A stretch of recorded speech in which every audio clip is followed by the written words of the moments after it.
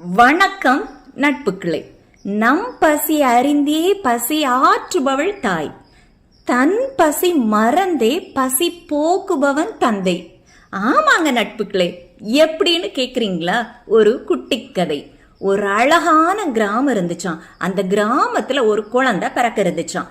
பிறக்கிறதுக்கு முன்னாடி கடவுள்கிட்ட சொர்க்கத்துல அழுதுகிட்டே, கடவுளை நான் அந்த பூமிக்கு போக விரும்பல, எனக்கு பூமியில யாரையும் தெரியாது, நான் பேசாம உங்க கூடயே சொர்க்கத்துல இருந்துக்கிறேன்னு அப்படின்னு கேட்டுச்சான். கடவுள் சொன்னாராம், கவலைப்படாத குழந்தையே, என்கிட்ட நிறைய தேவதைகள் இருக்காங்க, அதுல ஒரு தேவதை தான் நான் உனக்கு பூமியில கொடுத்துருக்கேன். இந்த தேவதை உன்னை பாதுகாப்பாக சந்தோஷமாக பூமியில வளர்ப்பாங்க அப்படின்னு பதில் சொன்னாராம்.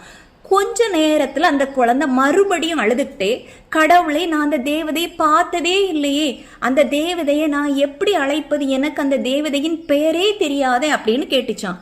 கடவுள் சொன்னாராம், அந்த தேவதையை யார் என்ன பெயர் கொண்டு அழைத்தாலும் கவலை இல்லை, ஆனால் நீ மட்டும் அப்பா என்று தான் அழைக்க வேண்டும் என்று கூறிக்கொண்டு மறைந்தே போனாராம். கொஞ்ச நேரத்துல அந்த குழந்தை பூமியில தனது தந்தையின் மடியில் ரொம்ப பாதுகாப்பாகவும் மகிழ்ச்சியாக இருப்பதையும் உணர்ந்துச்சான். ஆமா நட்புக்களை, குடும்பம் என்பது ஒரு அழகான ஆலமரம் போல. அந்த ஆலமரத்தையே தாங்கி பிடிக்கும் அடி வேராக, ஆணி வேராக இருப்பவர் தான் தந்தை. வேரின் பணிகள் ஒருபொழுதும் கண்ணுக்கு தெரிவதில்லை.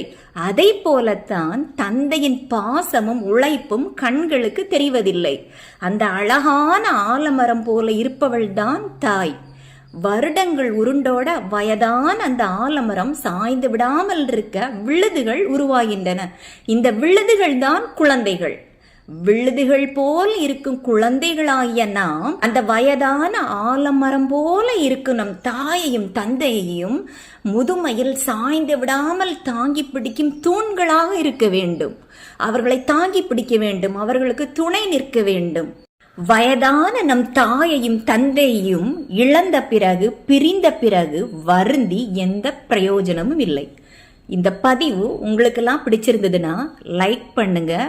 இதை போல தொடர்ந்து வரணும்னா சப்ஸ்கிரைப் பண்ணிக்கோங்க. தேங்க்யூ.